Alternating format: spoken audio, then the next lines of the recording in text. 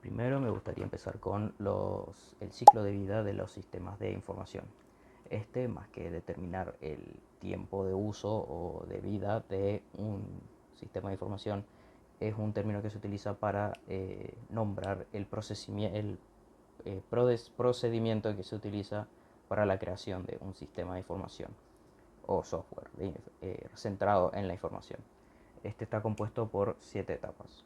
La primera es la planeación, en la cual todos los desarrolladores, o por lo menos la mayoría, vuelca todas sus ideas en un canvas gigante y a partir de ahí determinan el objetivo, el alcance y la utilidad que va a tener ese producto en base a las necesidades presentadas por el cliente. Después está el, la fase de análisis, en la cual se analiza y se determinan las necesidades para realizar este producto, ya sea recursos humanos, hardware, software, dinero o tiempo. En la tercera fase está el diseño del uso de este sistema de la información. Acá se determina el cómo se va a manejar el usuario con el sistema. Se maneja mucho la relación usuario y sistema, o usuario y programa, sería, eh, ya sea por menús, listas, etcétera, etcétera. Es cómo se manipula el sistema desde el usuario, sería. La cuarta fase está el código, el que se va a utilizar para crear el programa. Acá recién se empieza a trabajar en la creación del programa.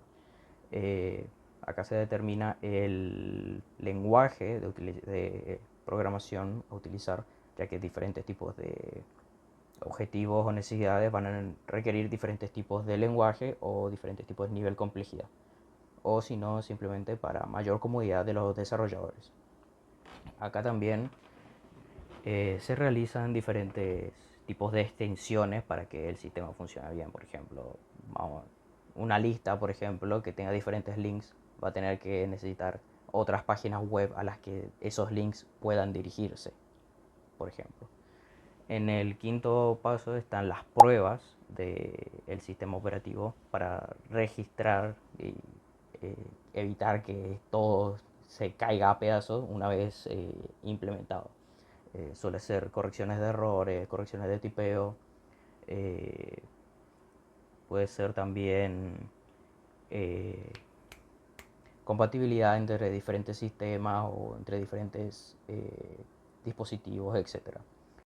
Luego está la implementación, la cual cuando ocurre cuando todo el proceso de creación del programa ya está terminado, entonces se lo implementa en el entorno en el que es requerido, de forma poco intrusiva en caso de que haya algún otro proyecto que esté siendo trabajado, ya que no sería fácil pasar toda la información del proyecto en el que está siendo trabajado del sistema viejo al sistema nuevo. Y por último, la etapa de mantenimiento, que suele ser la más larga y la que determina por lo menos el 80% de la vida útil de un sistema, ya que esta es corrección de errores, mejoras de calidad de vida o mejoras de optimización a base de las experiencias que hayan tenido los usuarios con este programa. Sería mejoras por conocimiento empírico, sería por ponerlo de alguna forma. También me gustaría hacer una pequeña mención a los backups o a las copias de seguridad, ya que estas generalmente eh, nos resuelven muchos problemas y nos sacan de muchos apuros. Esto evitan que se pierda contenido o datos en el caso de que ocurra algún error fatal o de que estos datos se extravien, creando una copia de los datos que fueron guardados en el momento en una base de datos aparte o a veces en la propia base de datos de la que provienen los datos base.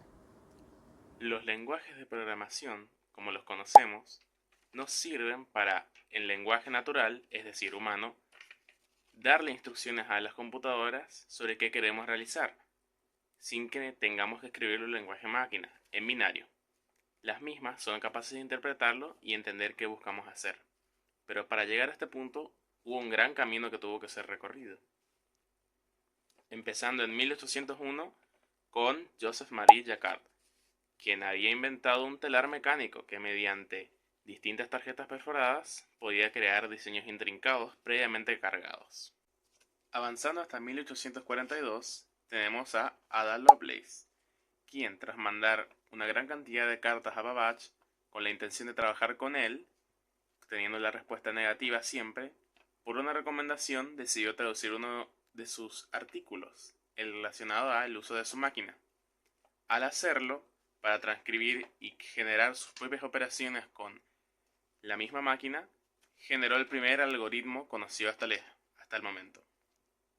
Mucho tiempo después, en las puertas de la Segunda Guerra Mundial, Alan Turing, con su equipo de científicos, desarrolla la máquina Bombe, con el fin de poder decodificar los mensajes de los alemanes. Fue la primera vez que se demostró que una máquina podía llegar a racionalizar o generar ciertos patrones con el fin de decodificar o realizar distintas operaciones que sean muy complicadas, demostrando que todo es capaz de resolverse con algoritmos. En 1957, 21 años después, John Backus crea Fortran, el primer lenguaje de programación formal, hecho y derecho. Tan solo 2 años después, Grace Murray Hopper crea un lenguaje universal, siendo este COBOL, que estaba diseñado para que todas las máquinas pudiesen trabajar en inglés utilizando el mismo lenguaje. Esto debido a que, en su terquedad, la misma quería trabajar de esta manera, pues era mucho más eficiente y era mucho más lógico trabajar con un mismo lenguaje en cualquier máquina. Como un dato curioso, sus ingenieros, haciendo una búsqueda debido a un fallo en la máquina, encontraron una polilla dentro de la misma, siendo este el primer bug, es decir, bicho, que se encuentra en esta clase de equipos, dándole así nombre a los errores conocidos como bugs. Bueno, ¿qué tal? Yo voy a hablar sobre la clasificación de los lenguajes de programación. En esta oportunidad yo lo subclasifiqué en 3 subclasificaciones. La primera de ellas sería según el nivel del lenguaje, empezando por el lenguaje máquina. Bueno, el lenguaje máquina es un lenguaje de programación que entiende directamente la máquina o la computadora. Este lenguaje utiliza el alfabeto binario, es decir, que está expresado en ceros y unos. Además es el primer lenguaje de programación creado, es decir, el más antiguo. El segundo de ellos serían los lenguajes de bajo nivel, que son mucho más fáciles de utilizar que el lenguaje máquina, pero requieren más de la máquina o la computadora, es decir, dependen más. Son específicos de cada procesador, como por ejemplo el assembly, el lenguaje ensamblador o el lenguaje C. Continuando con los lenguajes de alto nivel, que estos sí son independientes de la máquina, son lenguajes muy parecidos al lenguaje humano, pero requieren de un programa, intérprete o compilador. Además son mucho más fáciles de aprender porque en su estructura utilizan palabras y comandos parecidos al lenguaje natural, como por ejemplo Python. Continuando con la segunda subclasificación, tenemos los lenguajes según su filosofía de creación, es decir, según su enfoque. El primero de ellos sería los imperativos, que se basan en instrucciones secuenciales que detallan cómo cambiar el estado del programa, como por ejemplo COBOL o Pascal. El siguiente de ellos serían los declarativos, que en estos se describe el resultado que se desea obtener sin detallar los pasos, como por ejemplo en Leipzig o en Prolog. Continuando con los orientados a objetos, que estos moldean el software basados en objetos que contienen datos y métodos, como por ejemplo Python, Smalltalk y C++. El siguiente, orientados al problema, que están diseñados para realizar tareas específicas de manera eficiente, como por ejemplo la gestión de base de datos, un ejemplo SQL. Y el último, los naturales, que buscan utilizar la estructura del lenguaje humano y a menudo son más vinculados con la inteligencia artificial, como se está haciendo actualmente en Python. Y la tercera subclasificación sería según las generaciones. La primera generación serían los lenguajes máquina, La segunda generación sería el assembly, el lenguaje ensamblador. La tercera generación serían los lenguajes de alto nivel, como por ejemplo COBOL, Fortran, Pascal, entre otros. Continuando con la cuarta generación, que estos son los orientados al problema, como le había mencionado, la gestión de base de datos, por ejemplo SQL. Y la quinta generación serían los lenguajes naturales e inteligencia artificial. Y bueno, una imagen ilustrativa. Y además de esto tenemos los tipos de lenguaje de programación, que los volví a subclasificar en la manera en la que el programa ejecuta el código.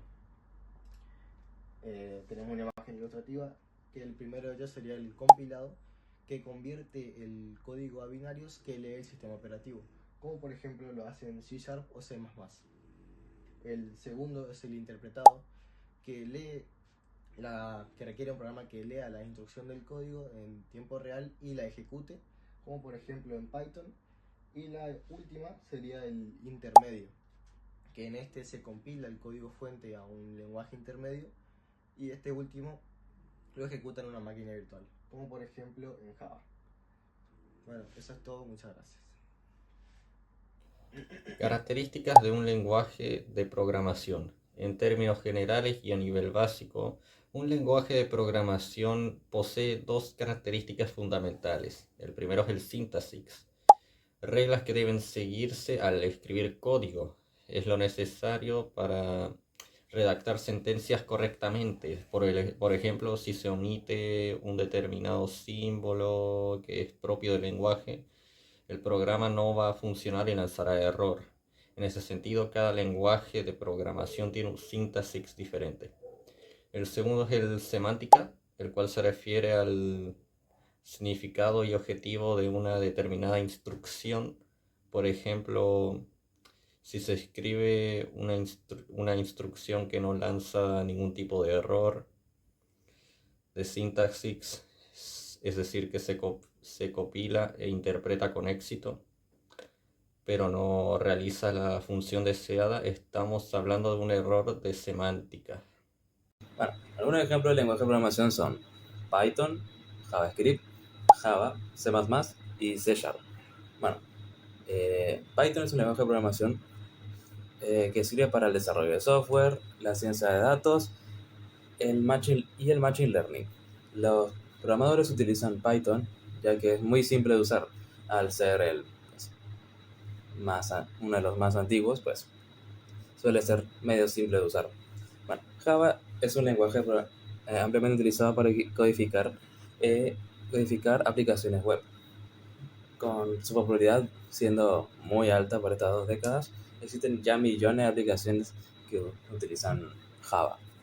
¿Por qué es importante saber programar? En un mundo cada vez más dependiente de la tecnología, aprender a programar profesionalmente representa una ventaja competitiva inigualable, que abre las puertas a numerosas oportunidades laborales y creativas. Aprender a programar no solo sirve para dominar la sintaxis y la lógica de un lenguaje de programación, sino también cómo aplicar ese conocimiento para resolver problemas resolver problemas del mundo real. La lógica de programación y los algoritmos son la base de todo lo que hacemos en informática. La lógica de programación es el pensamiento ordenado que usamos para resolver problemas. Descomponerlos en pasos claros y lógicos antes de escribir un código. Los 3 pilares principales son variables y constantes, donde guardamos los datos, los operadores, que son aritméticos, relacionales y lógicos, y la estructura de control, que sería la secuencia, condicionales y repeticiones. Un algoritmo es un procedimiento exacto y finito que con unos datos de entrada genera una salida correcta. Para que sea un buen algoritmo debe cumplir finitud, precisión, efectividad y generalidad. O sea que siempre debe terminar, cada paso debe ser claro y sin dudas, se puede ejecutar mecánicamente y sirve para una familia de problemas. Todo algoritmo tiene 3 partes: entrada, proceso y salida. podemos representarlo con lenguaje neutral, pseudocódigo, diagramas de flujo o diagramas Nazi-Schneiderman. Lo importante es que sea independiente del lenguaje de programación. La lógica nos da las herramientas conceptuales, el ritmo de su aplicación concreta. Juntos convierten un problema en una solución en el que luego codificamos en Python, Java, C o cualquier otro lenguaje. Un ejemplo sería la suma de dos números. La entrada serían los dos números, leer ambos números. El proceso sería leerlos y sumarlos, sería sumar el número 1 y número 2, el proceso sería la suma, y luego sería imprimir la suma con el resultado en 3 líneas. Eso es todo, pero eso sería todo, pero ya es un algoritmo completo. Estos conceptos son estables, universales y siguen siendo los mismos que se enseñan hoy en cualquier introducción de programación. Si se domina la lógica y se sabe diseñar el algoritmo, el resto del código es solo traducción.